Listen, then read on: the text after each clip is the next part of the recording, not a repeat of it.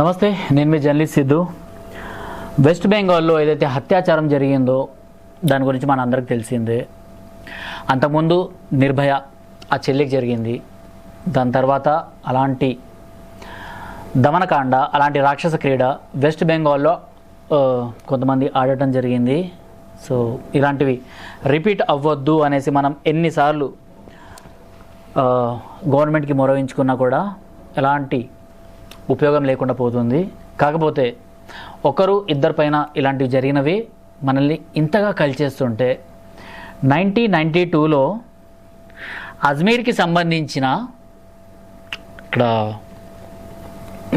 ఒక మతానికి అగెన్స్ట్గా నేను మాట్లాడుతున్నా అనేసి మీరు అనుకోవచ్చు. కాకపోతే ఒక మతాన్ని కాపాడాల్సిన కొంతమంది చిస్తీలు, అంటే మన దగ్గర ఎలా అయితే ఆలయ రక్షకులు ఎవరైతే ఉంటారో, అంటే పూజారులు కానీ అలాంటి వాళ్ళు, సో అలాంటి వాళ్ళు చిస్తీ అని దర్గాని కాపాడుకునే వాళ్ళని అంటారనమాట. సో వాళ్ళు 100కి పైగా అమ్మాయిలను వేధించి, వాళ్ళని బ్లాక్మెయిల్ చేసి, వాళ్ళని రేప్ చేసి, వాళ్ళ ఫోటోలు తీసుకొని, ఇప్పుడంటే మన దగ్గర వాట్సాప్ ఉంది, ఇప్పుడు మన దగ్గర లేటెస్ట్ టెక్నాలజీస్ ఉన్నాయి. వాట్సాప్ ద్వారా ఫొటోసు ఒక ప్లేస్ నుంచి ఇంకో ప్లేస్కి చాలా ఈజీగా సెకండ్స్లో అలా వెళ్ళిపోతాయి అన్నమాట. కానీ 92స్లో, అప్పట్లో, అంటే 92s అంటే 32 ఇయర్స్ కింద, 32 ఇయర్స్ కింద అంటే నాకు ఇప్పుడు 38 ఇయర్స్, అంటే నేను కూడా 4-5 ఇయర్స్ ఉన్నాను. సో అదే టైంలో బాబ్రీ మస్జిద్ని కూడా సో వివాదాస్పదంగా అక్కడ కూల్చేయడం జరిగింది. ఆ తర్వాత రామ జన్మభూమి ఇన్నేళ్ల తర్వాత మనం అక్కడ కట్టుకోవడం జరిగింది. సో దాన్ని ఒక బూచీలాగా చూపెట్టి ఒక హిందువుల పైన అటాక్స్ అయితే జరిగాయి. అది అజ్మీర్ దర్గా లోపల జరగడం. ఒక దీన్ని ఏమంటారో నాకు అర్థం కావట్లేదు, ఎందుకంటే దీనికి సంబంధించిన ఒక వీడియో నేను 2 ఏళ్ల క్రితమే చేశానన్నమాట.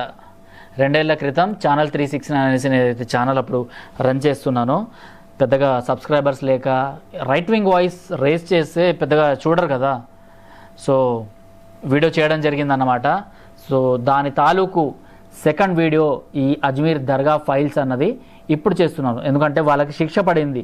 1992 అజ్మీర్ రేప్ కుంభకోణంలో అజ్మీర్ దర్గాలోని ఖాదీమ్స్తో సహా 6 మందిని పోక్సో కోర్టు దోషులుగా నిర్ధారించింది. ఎవరిపైన అయితే నేను అప్పుడు వీడియో చేయడం జరిగిందో, ఎవరినైతే నేను వీళ్ళు కల్ప్రిస్టులు, వీళ్ళ వల్లనే అజ్మీర్ దర్గాకి చెడ్డ పేరు వచ్చింది, అజ్మీర్ దర్గా అసలు ఎవరిది ఏంటి అన్నది కూడా మనం ఇంకొక వీడియోలో మాట్లాడుకుందాము. కాకపోతే హిందువులు, ముస్లింలు నమ్మే, అంటే అందరు కాదు, కొంతమంది నమ్మే ఇలాంటి దర్గాలకు చెడ్డ పేరు తీసుకొచ్చిన ఇలాంటి రాక్షసులు. సో ఇందులో ప్రాథమిక నిందితుడు వచ్చేసి ఫారూక్ చిస్తీ అజ్మీర్. ఇతను యూత్ కాంగ్రెస్ అధ్యక్షుడిగా పనిచేసిండు.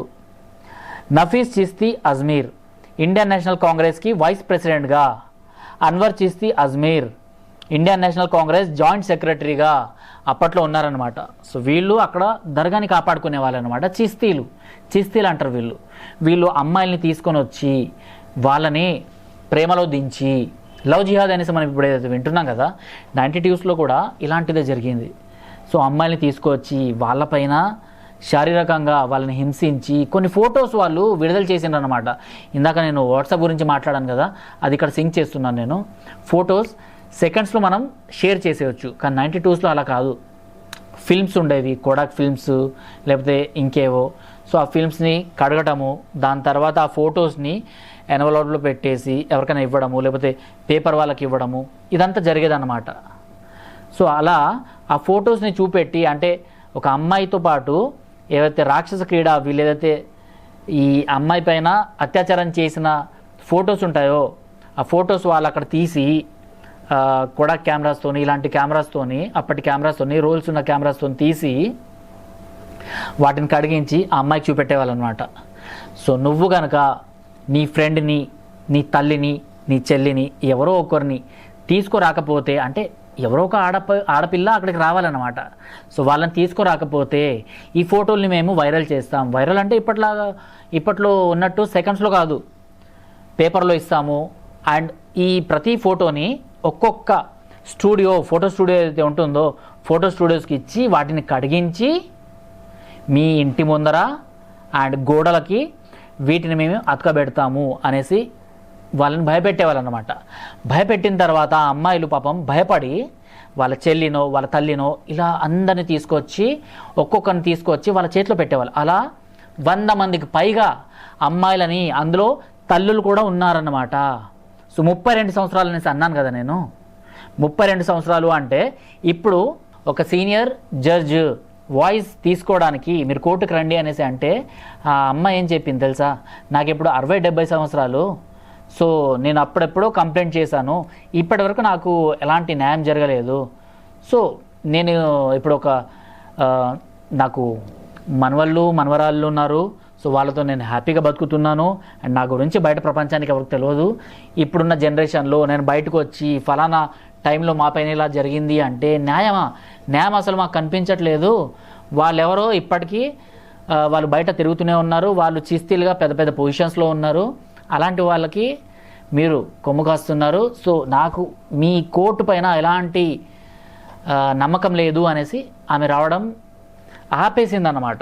సో ఆమె అసలు కోర్టుకే వెళ్లకుండా జస్ట్ నార్మల్గా ఆమె ఇంకా తెరచాటున అలా ఉండిపోయిందన్నమాట.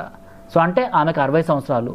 సో ఇప్పుడు మనకు 32 సంవత్సరాల తర్వాత ఈ న్యాయం జరిగిందన్నమాట. వాళ్ళని పోక్సో కోర్టు కింద అరెస్ట్ చేసిండ్రు. నిందితులు ప్రఖ్యాత మయో కాలేజీకి చెందిన 100 మంది హిందూ బాలికలను లైంగికంగా దోపిడీ చేసి బ్లాక్మెయిల్ చేసి అత్యాచారం చేశారు. ఇందాక చెప్పాను కదా, ఫోటోల్లో ఎవరైతే ఉన్నారో ఆ అమ్మాయిల్ని బెదిరించి బ్లాక్మెయిల్ చేసి ఆ ఫోటోల్ని అతకబెడతాము, లేకపోతే మీ ఫ్యామిలీలో పనిచేస్తాము, ఇలాంటివన్నీ చెప్పి భయపెట్టి పాపం ఇలా చేశారనమాట. అలా 100 మంది అక్కడికి చేరుకోవడము, అంటే ఒక్కొక్కరు అలా కొన్ని సంవత్సరాల పాటు ఇదంతా రాక్షస క్రీడ జరిగింది. సో అలా తీసుకురావడము, కొన్ని అయితే ఆ దర్గా దగ్గరలోనే అక్కడ రూమ్స్లో ఇవన్నీ జరగడం అయితే మనకు కనిపిస్తుంది. అయితే ఇలా 100 మంది పైన ఇలాంటి బ్లాక్మెయిల్ చేస్తూ అత్యాచారం చేస్తున్నప్పుడు ఇందులో 11 నుంచి 20 సంవత్సరాల వయసులో ఉన్న బాలికలు అండ్ కొంతమంది తల్లులు చెల్లులు వీళ్ళు కూడా ఉన్నారంట. 11 ఏళ్ళు అంటే చిన్న చెల్లి పాపం ఆమె, మనకు చాలా చిన్న అమ్మాయి, 20 సంవత్సరాలు. ఓకే, కొంచెం మెచ్యూరిటీ వచ్చింది అనుకోవచ్చు. ఇలాంటి వాళ్ళపైన చేయి వేయాలి అనేసి ఒక ఇస్లాంని నమ్మే చిస్తీలకు అసలు మనసు ఎలా వచ్చింది? బయట వాళ్ళకు కూడా రాకూడదు, వస్తే ఎలాంటి శిక్షలు వేయాలో అలాంటి శిక్షలు వేయాలి. కాకపోతే పాపం చిన్నారులు వీళ్ళను భయపెట్టించి అత్యాచారం చేసి ఈ కేసు కూడా బయటికి ఎలా వచ్చింది అంటే, నిన్న పాత వీడియోలో ఎక్స్ప్లెయిన్ చేసిన ఒక జర్నలిస్ట్కి ఫలానా ఒక కాలేజ్లో ఒక అమ్మాయి ఉరేసుకుంది అనేసి తెలిసింది.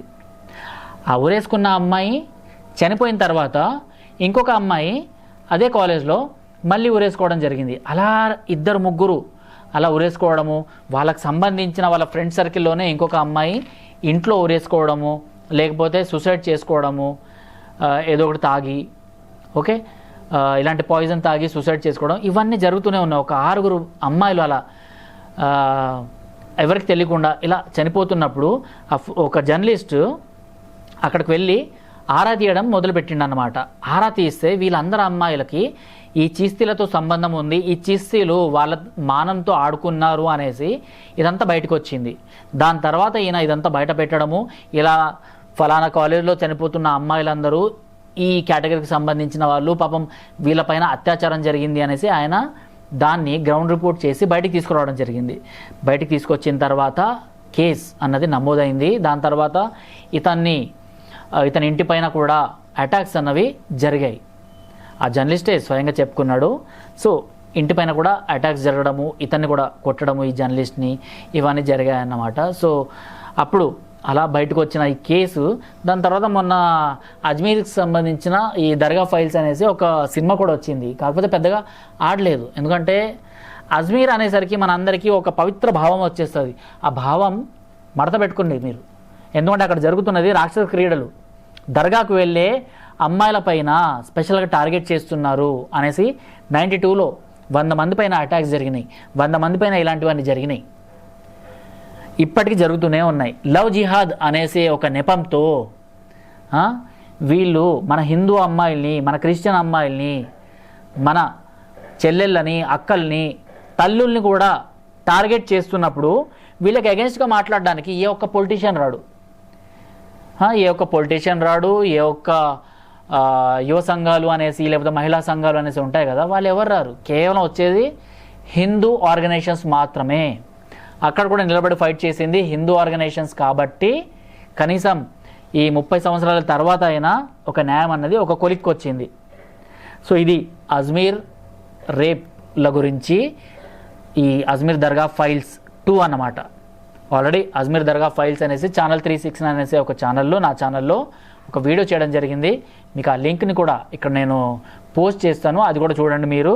నిజంగా అప్పుడు ఏం జరిగింది, ఎవరు దుర్మార్గులు అన్నది మాత్రం నేను అక్కడ చెప్పుకొని వచ్చాను. కాకపోతే కాంగ్రెస్ హయాంలో ఉన్న రోజులు వీళ్ళు చాలా హ్యాపీగా ఉన్నారు. దాని తర్వాత వీళ్ళని బీజేపీ హయాంలో వచ్చిన తర్వాత వీళ్ళని పట్టుకోవడం జరిగింది. అండ్ వాళ్ళ నేరం నిరూపణ అయ్యేందుకు ఇంత టైం పట్టింది. సో వాళ్ళకి ఇప్పుడు పోక్సో యాక్ట్ కింద ఆ 6గురిని అరెస్ట్ చేయడం జరిగింది అండ్ జైలుకి పంపించడం జరిగింది. నిజంగా ఎంత ఘోరం. అమ్మాయిలకు సంబంధించిన కొన్ని ఫోటోలు కూడా నేను నెట్లో సెర్చ్ చేస్తుంటే పాపం వివస్త్రుల్ని చేసి ఆ అమ్మాయికి సంబంధించిన ప్రైవేట్ పార్ట్స్ పైన చేతులు పెట్టి ఆ అమ్మాయిలని రేప్ చేసిన ఫొటోసు అవన్నీ ఆ అమ్మాయిలకే చూపెట్టి భయపెట్టేవాళ్ళన్నమాట. సోషల్ మీడియా ఇప్పుడు చాలా ఫాస్ట్గా ఉంది, కానీ ఇదే కనుక ఇప్పుడు జరిగి ఉంటే ఇంకా పెద్ద స్కాండల్ అయ్యేది. ఇది ఇప్పటికే మన భారతదేశంలో అతిపెద్ద సెక్స్ స్కాండల్ అంటే అజ్మీర్ దర్గా ఫైల్స్ అనేసి మన కళ్ళ ముందుకు వస్తుంది. ఇది నిజం, ఇది జరిగింది, అయినా కూడా ఇలాంటివి జరగట్లేదు అనేసి అనుకుంటే మీ ఇష్టం. దీనిపైన మీరేమంటారు? సుప్రీంకోర్టు ఇచ్చిన ఏదైతే పోక్సో యాక్ట్ కింద వీళ్ళని అరెస్ట్ చేసిన ఈ దుర్మార్గులు ఎవరైతే ఉన్నారో దీని గురించి మీకు ఇప్పటిదాకా ఎవరైనా చెప్పారా? ఎవరైనా తెలిసి చెప్పారా? ఎందుకంటే అజ్మీర్ దర్గా అనేసి మీరు సెర్చ్ చేయగానే ఎన్నో వీడియోస్ వస్తాయి. అక్కడికి ఎలా వెళ్ళాలి, అక్కడ ఏమేమి ఉంటుంది, అక్కడ తినడానికి ఏముంటుంది, అక్కడ ఏం సమర్పించుకోవాలి అనేసి. కాకపోతే అక్కడ జరిగిన రాక్షస క్రీడ గురించి మాత్రం ఎవరు చెప్పరు. అది నేను చెప్పాను, అది పార్ట్ 2లో కూడా నేను చెప్తున్నాను. సో ఎవరిని ఫాలో అవ్వాలి, ఎవరిని ఫాలో అవ్వకూడదు, మన దేశ భద్రత గురించి ఏం ఆలోచించాలి, ఎలాంటి వీడియోస్ చూడాలి, ధ్రువరాటి లాంటి వాళ్ళ వీడియోస్ చూడాలా, లేకపోతే రైట్ వింగర్స్ అయినా ఈ దేశం గురించి మాట్లాడే యూట్యూబర్స్ గురించి అలాంటి వాళ్ళ వీడియోస్ చూడాలన్నది మీ ఇష్టం. టిల్ దెన్, జై హింద్, జై భారత్.